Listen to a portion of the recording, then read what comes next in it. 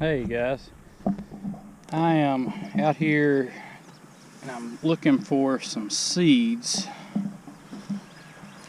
because I'm fixing to do some spraying right here. See that corn has just started to pop? That's a good thing.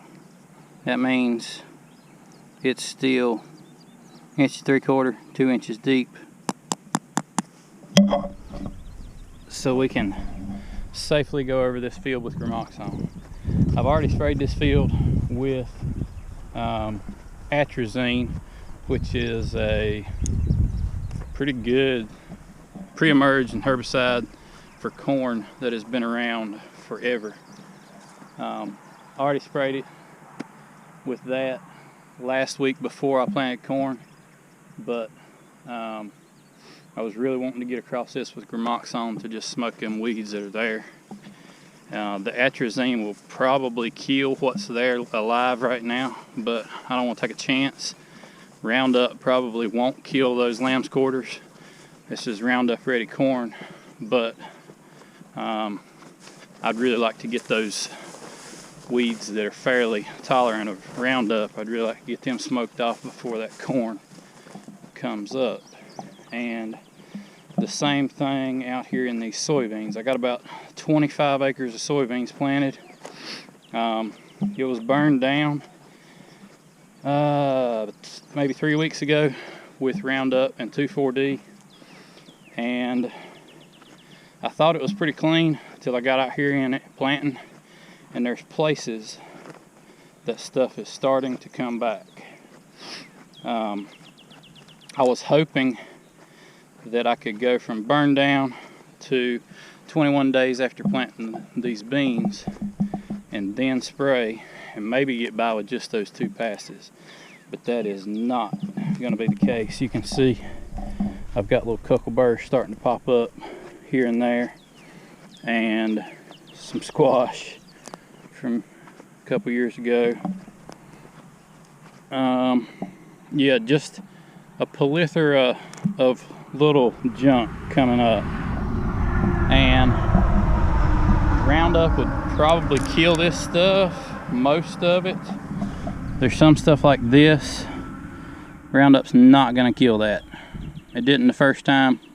Somehow 2,4-D missed it. I can't remember the name of that weed right off the top of my head, but my fields have got some curly dock in them. They have got some mare's tail, and I've got a little bit of pigweed here and there, just in some isolated areas. And the pigweed is, it's the middle of May for central North Carolina, so our pigweed is just starting to come up. It's at that stage where you can really kill it if you use the right thing. So that needs to be, all these things need to be addressed right now.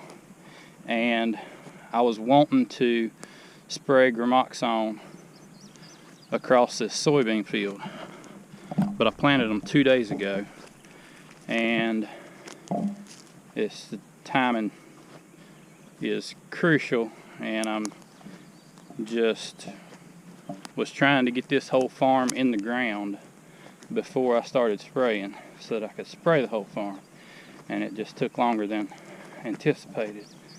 So I'm out here walking and digging a little bit in these beans because I just want to make sure that I don't have any beans popping anywhere.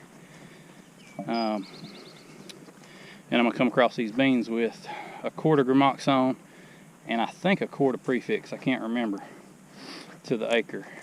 And Prefix is a already mixed solution of Reflex and Dual Magnum, and I've used it for a couple of years now.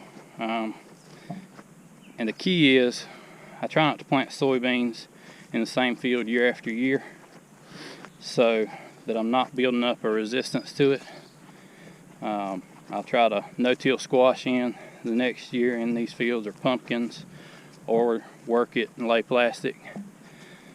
So that's how we manage the resistance. But prefix has been really working well for us.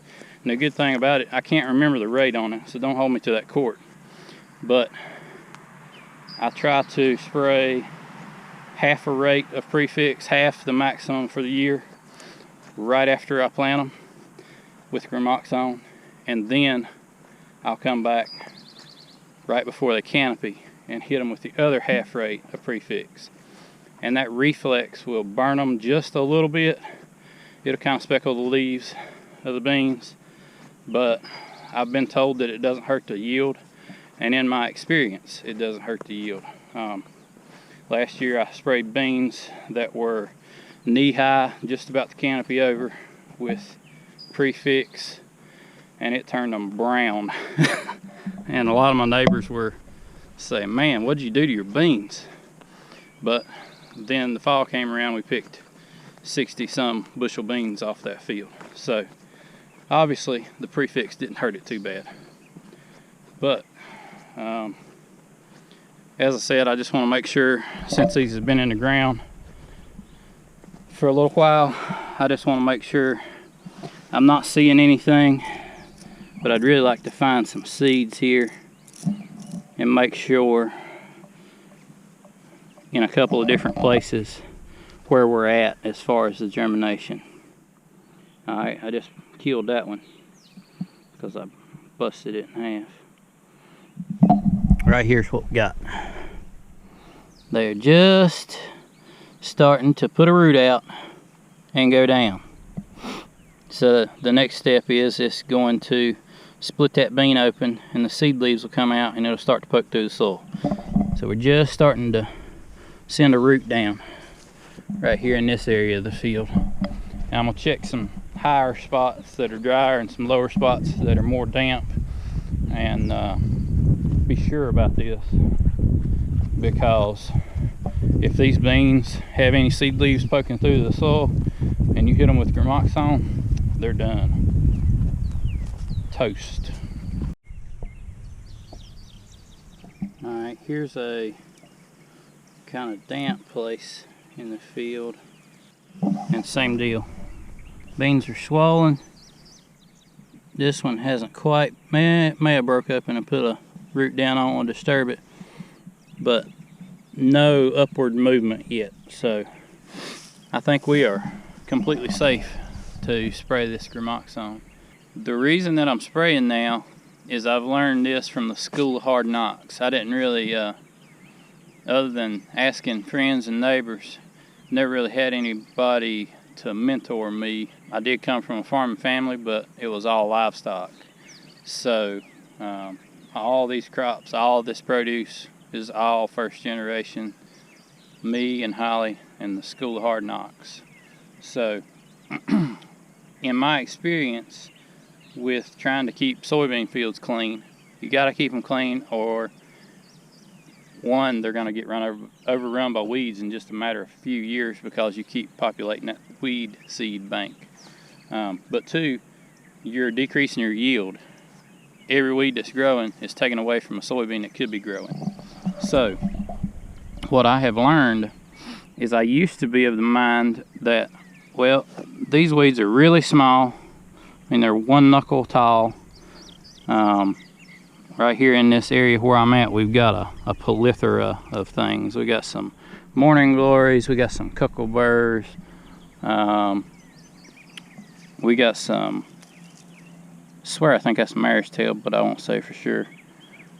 We just got a bunch of stuff that's trying to come on right here, and I have learned that you better, if you've got half a chance, you better get on it when these weeds are like this and get them burnt down, because if you wait until they're 6 inches tall so that more can germinate, that used to be what I was thinking, was I'm gonna let all these weeds germinate and spray, that way I got them.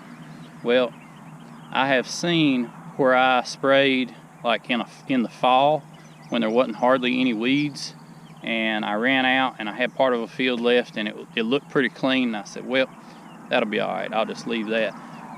And you wait until spring or give it a few months, and you can't see the crop in the field where you didn't spray.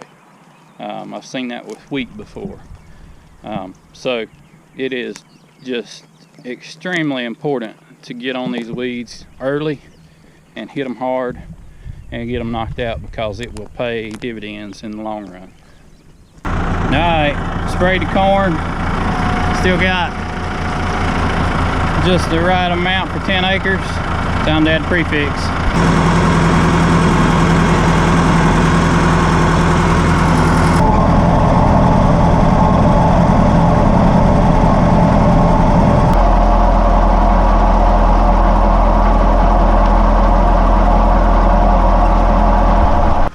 I got 22-ish acres of bean land sprayed that is already planted.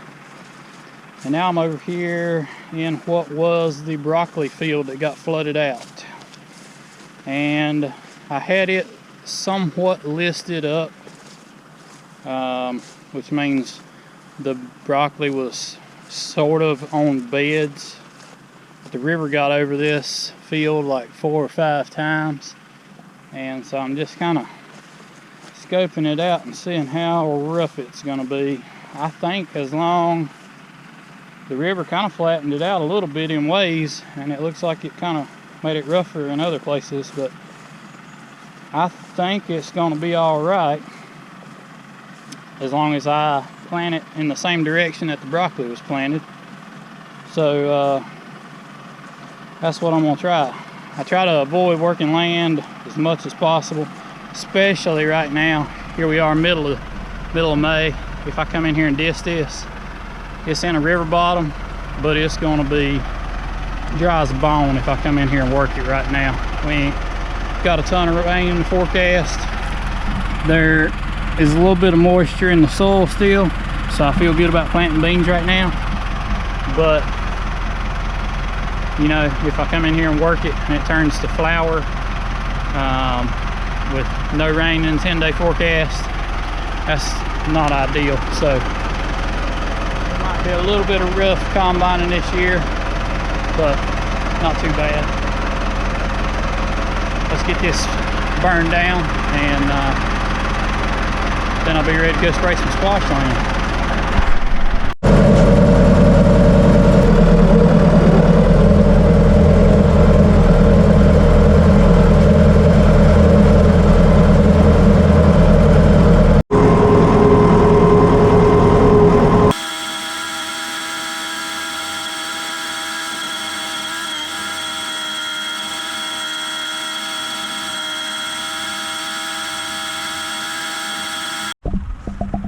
Alright, last field of the day here.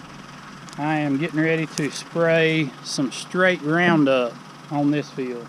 And the reason I'm spraying straight Roundup with nothing in it is this is going to be a squash field. You see right now it's wheat.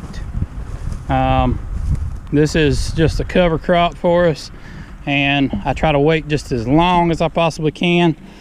And as you can see, we're there. I mean, this is as late as possible because it's just about to turn to seed. You wait to turn to seed, you've messed up. So I am fixing to start. I got 8 acres here. We're going to spray this with Roundup, and then hopefully later this week I'm gonna get back in here and no-till butternut, spaghetti, acorn, and Hubbard squash into this field.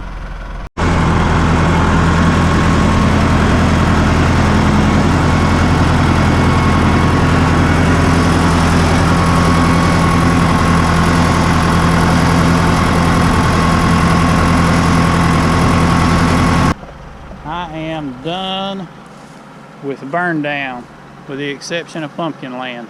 We've got about 10 acres of pumpkin land that I'll have to burn down, but we don't plant pumpkins until late June, early July. So it'll be a little bit on it, but everything else burned down. And my pre-emergent or post-plant pre-emergent is on 22 acres of soybeans. I've got right much soybeans left to plant, and I've got to get this planted in squash, and we got about 3 or 4 acres of plastic left to lay, and by the time I get all that done, it'll be time to start over with vegetables for our late vegetable crop. Still got a lot going on. I appreciate you guys watching. If you hadn't yet, hit that subscribe button, hit the bell so you know when I put out a new video, and hit that thumbs up if you're enjoying the content. I appreciate it. I'll see you next time.